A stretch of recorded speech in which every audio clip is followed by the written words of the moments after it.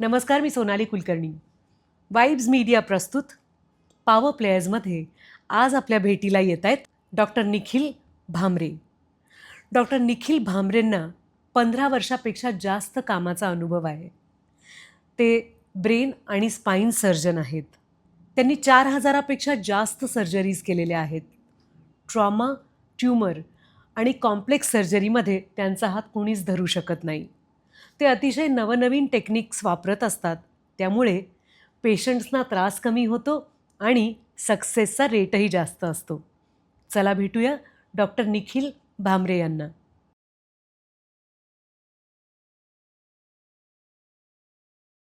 नमस्कार डॉक्टर. नमस्कार. आमच्या पॉवर प्लेयर्समध्ये तुमचं मनापासून स्वागत आहे. Thank you so much. कुठलाही माणूस आपला फॅमिली डॉक्टर असला ना की तो सॉलिड भारी वाटतो, पण मेडिकल क्षेत्रामध्ये, मेडिकल या लाईनमध्ये तुम्ही न्यूरोसर्जरीसारखं कॉम्प्लिकेटेड फील्ड कसं निवडलं डॉक्टर? Yes. आणि म्हणजे तुम्ही MBBS झाल्यानंतर त्याकडे गेलात का? त्यात काय सुरुवातीच्या काळात आव्हानं होती, आम्हाला प्लीज सांगा. ओके. तर लहानपणापासूनच मला डॉक्टर होण्याचं एक मनात जिद्द होती. बरं. आणि मग आम्ही MBBSला प्रवेश मिळवल्यानंतर एक 4.5 वर्षाचा जो कालावधी असतो तो MBBSचा अभ्यासक्रम आम्ही पूर्ण करतो.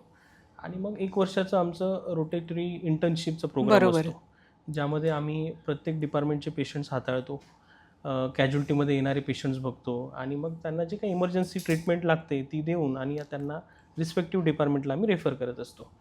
त्यावेळेला जेव्हा मी ट्रॉमाचे पेशंट्स, हेड इंजरीज किंवा हे ट्यूमर्स असे पेशंट्स बघायचो, त्यावेळेला आम्ही म्हणजे त्या ब्रांचविषयी खूप फॅसिनेशन होतं. कारण एक ट्रॉमाचा आलेला पेशंट जो व्हेंटिलेटरवर आहे आणि जो खूप सिरियस आहे, अशा पेशंटला आम्ही रेफर करायचो. दुसऱ्या दिवशी ज्या वेळेला आम्ही राऊंडला जायचो त्यावेळेला तो पेशंट बऱ्यापैकी स्टेबल झालेला असायचा. त्यामुळे हे आव्हानात्मक असं ब्रांच वाटली आणि त्यामुळे मी पुढे MS आणि मग नंतर MCH या 2 जे मोठे टप्पे असतात आमच्यात, तर त्यासाठी आम्ही एक न्यूरोसर्जरी हा विषय डोक्यात ठेवूनच त्या पद्धतीने मी प्रिपरेशन केलं. आणि त्यावेळेला आमच्या नीट CETमध्ये एक 7th रँकने महाराष्ट्रात येऊन आणि मी न्यूरोसर्जरी डिपार्टमेंट चूज केलं आणि अशा पद्धतीने माझा इथपर्यंत प्रवास आलेला आहे. फॅन्टॅस्टिक. आज सुद्धा तेवढाच आनंद होतोय हे ऐकताना. थँक्यू. Congratulations doctor. आणि त्यापुढे नंतर आम्ही जेव्हा गव्हर्नमेंटमधून शिक्षण पूर्ण करत असतो त्यावेळेला आमचा 2 वर्षाचा एक रुरल बॉन्ड असतो. तर मी वर्धा येथे जे महात्मा गांधी हॉस्पिटल आहे तिथे डिपार्टमेंट ऑफ न्यूरोसर्जरी सुरू केलं. त्यावेळेला मात्र बरंच ते चॅलेंजिंग होतं, कारण नवीन डिपार्टमेंट सुरू करणं एखाद्या ठिकाणी म्हणजे सगळे अलाइड तुमचे रिक्रुटमेंट्स, बाकी नवीन इन्स्ट्रुमेंट्स, नवीन डिपार्टमेंटसाठी लागणाऱ्या सगळ्या गोष्टी ह्या सगळ्या करून आणि तिथे आम्ही एक 60 बेडचा सेटअप तयार केला. हो.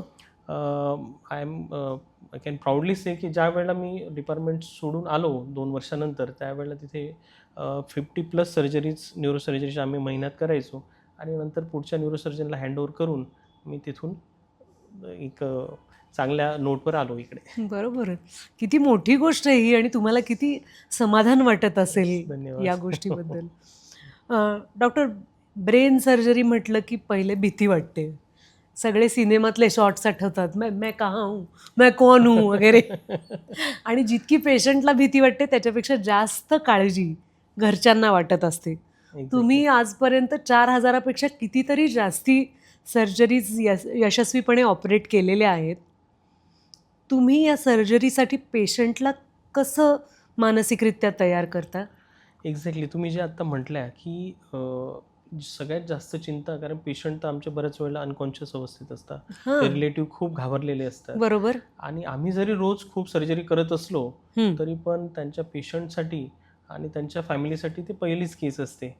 त्यामुळे ह्या अवस्थेत आम्ही त्यांना काउन्सिलिंग खूप महत्त्वाचं असतं. मी तर म्हणेल की सर्जरीचा रोल हा 50% असतो आणि काउन्सिलिंग हे 50% इम्पॉर्टंट असतं.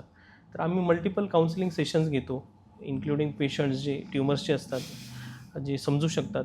ट्रॉमामध्ये तर तो ऑप्शन नसतो आम्हाला. आणि मग पेशंट आणि फॅमिलीचे मल्टिपल काउन्सिलिंग सेशन्स, पेशंटला एक्झॅक्टली काय झालं आहे, त्यांना आपण पुढची ट्रीटमेंट काय देणार आहेत, त्यांना विविध कोणकोणत्या मोडॅलिटीज ह्या आजारासाठी अवेलेबल आहेत, नवीन काही टेक्नॉलॉजी आहेत, काही सगळे ऑप्शन देऊन आणि ते जे काही चूज करतील त्या पद्धतीने आम्ही पुढच्या इलाज पद्धती, उपचार पद्धती करत असतो.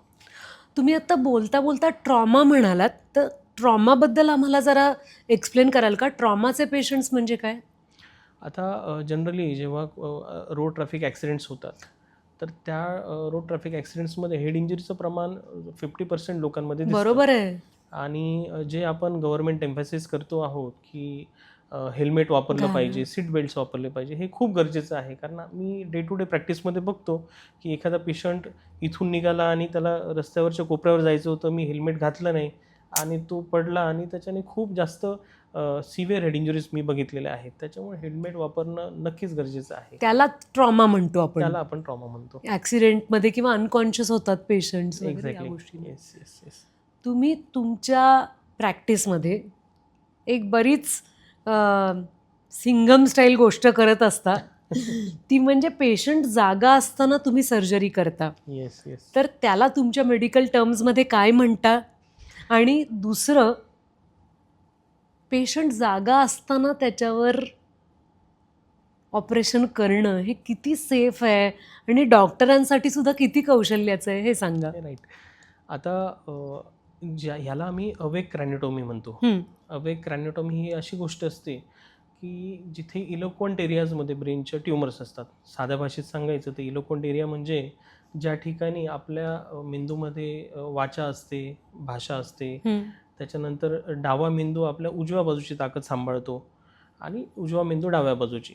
तर ज्या वेळेला अशा भागांमध्ये ट्युमर्स असतात आणि आम्ही त्याची सर्जरी करायला जातो, त्यावेळेला दुसऱ्या बाजूचा पक्षघात होणे, ज्याला आपण पॅरालिसिस म्हणतो, वाचा जाणे, पेशंटचं कॉन्शियसनेस जाणे, ह्या सगळ्या गोष्टींची शक्यता लक्षात घेता एक सेफर ऑप्शन म्हणजे अवेक क्रॅनिओटॉमी असतो, ज्यामध्ये भूलरोग तज्ज्ञांचाही तेवढाच रोल असतो. तिथे आम्ही पेशंटला पूर्णपणे जागा ठेवतो. जो त्वचेचा किंवा स्काल्पचा जेवढा भाग गरजेचा असतो तिथे भूल देतो आणि पेशंटला जागा ठेवून एक म्हणजे लोकल अनेस्थीशिया, लोकल एनेस्थेशिया कंप्लीट नाही. नाही आणि एक डेक्सिटोमेडेट म्हणून एक अवेक एनेस्थेशियाचं ड्रग असतं, ते चालू करून पेशंटला आम्ही जागा ठेवून त्यांना बोलायला लावतो, त्यांना हातापायची हालचाल करायला लावतो. म्हणजे आम्ही ज्या एरियात सर्जरी करतो आहे त्या एरियामधून दुसऱ्या बाजूला जर शिफ्ट झालो आणि पेशंटच्या हातापायावर काही परिणाम दिसायला लागला तर आम्ही त्या ठिकाणी स्टॉप होतो आणि पेशंटला जे भविष्यात जे काही कॉम्प्लिकेशन्स किंवा धोके होणार होते ते टाळले जातात त्याच्याने. त्यासोबतच आम्ही न्यूरो मॉनिटरिंगचे डिव्हायसेस असतात आणि न्यूरो मायक्रोस्कोप असतात, ज्याने हाय मॅग्निफिकेशन मिळतं. न्यूरो मॉनिटरिंगने आम्हाला ह्या अवेकसोबतच दुसऱ्या गोष्टी मॉनिटर करता येतात. तर ह्या सगळ्या नवीन मॉडॅलिटीज आम्ही पेशंटच्या चांगल्या रिकव्हरीसाठी डेली यूज करत असतो. किती अभिमान वाटतो हे ऐकताना. कारण युजली कुठलाही कॅन्सर, ट्यूमर हे असेल तर एक काळ असा होता की सगळे ज्यांच्याकडे पैसे आहेत ती माणसं परदेशी धाव घ्यायची. बरोबर. आज तुम्ही आपल्या नाशिकमध्ये ही सर्जरी करताय, लोकांना त्याबद्दलचा अवेअरनेस देताय आणि एका माणसाची सर्जरी जेव्हा चांगली होते तेव्हा तो साहजिकच आपल्या ओळखीच्यांनाही सांगतो. त्यामुळे मोठी गोष्ट आहे ही. आणि जनमानसात हाच मोठा गैरसमज होता की ब्रेन ट्यूमर किंवा मेंदूच्या ऑपरेशन नंतर पेशंट वाचत नाही. आता हे मिथ झालं आहे आणि हे इतकं सेफ झालं आहे की एक 90 to 95% पेशंट्स याच्यातून एकदम चांगल्या प्रकारे रिकवर होतात. आजकाल म्हणजे ब्रेन बरोबरच आपण बघतोय की स्पाईन प्रॉब्लेम्स खूप वाढलेत. खूप तक्रारी ऐकतोय आपण.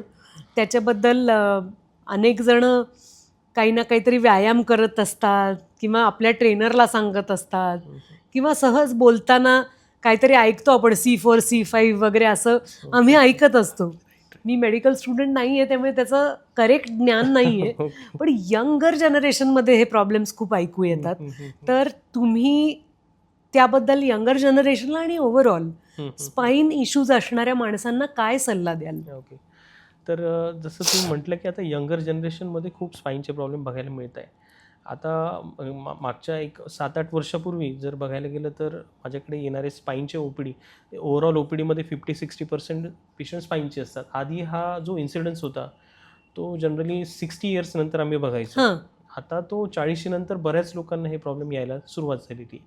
त्याच्यात मेन कारणं जी आहेत तर त्याला बोन हेल्थसाठी ज्या गोष्टी गरजेच्या असतात म्हणजे calcium, magnesium, vitamin D3, B12 ह्या गोष्टी बऱ्यापैकी कमी होत आहेत. त्याच्यात कारणं आहेत की आहार संतुलित नसणं, त्यानंतर सनलाईटचं एक्सपोजर खूप कमी झालेलं आहे, त्यानंतर बाईकचा अतिरिक्त वापर, खड्डेमय रस्ते आपले, तसंच IT प्रोफेशनलचं बघाल तर दिवसभर AC मध्ये बसून 8-8, 9-9 तास ते काम करत असतात. हं.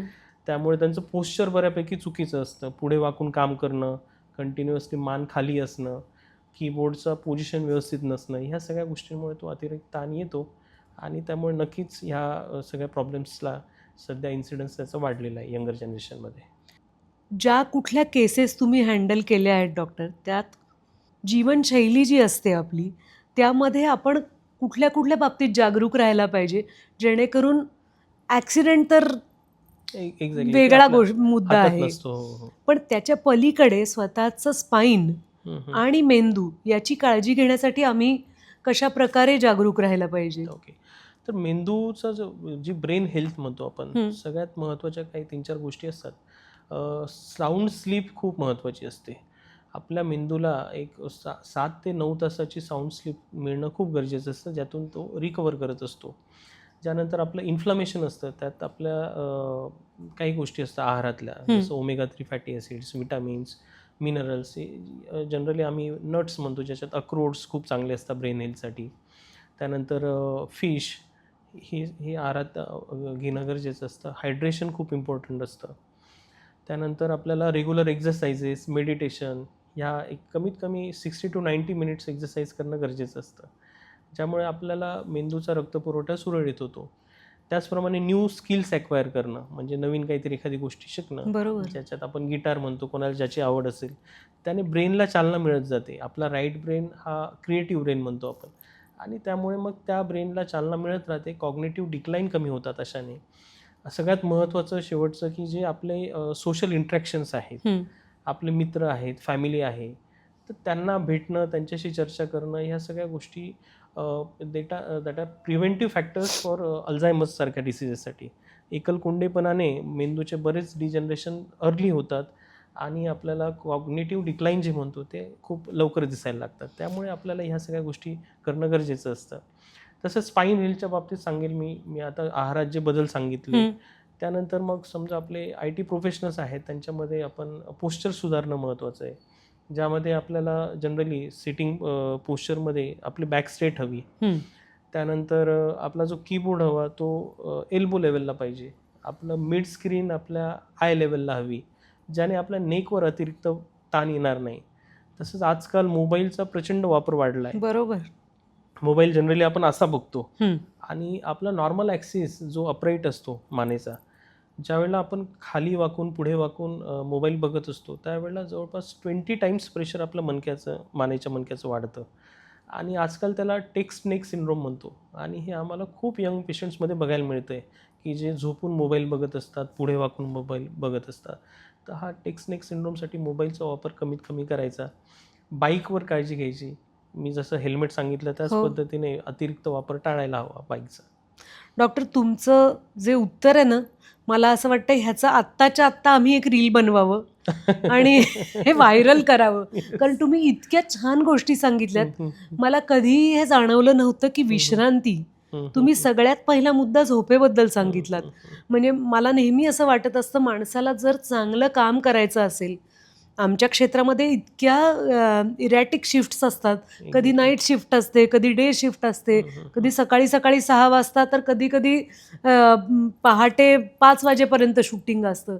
अशा वेळेला आमच्या झोपेचे तास इतके हालत असतात, पण जितके तास विश्रांती मिळू शकते ती मी आणि माझ्या टीमनी किंवा पूर्ण युनिटनीच घ्यावी, असा आम्ही सगळे प्रयत्न करत असतो. पण त्याच्यावर तुम्ही आज अंडरलाईन केलं आहे. हो, एक्झॅक्टली.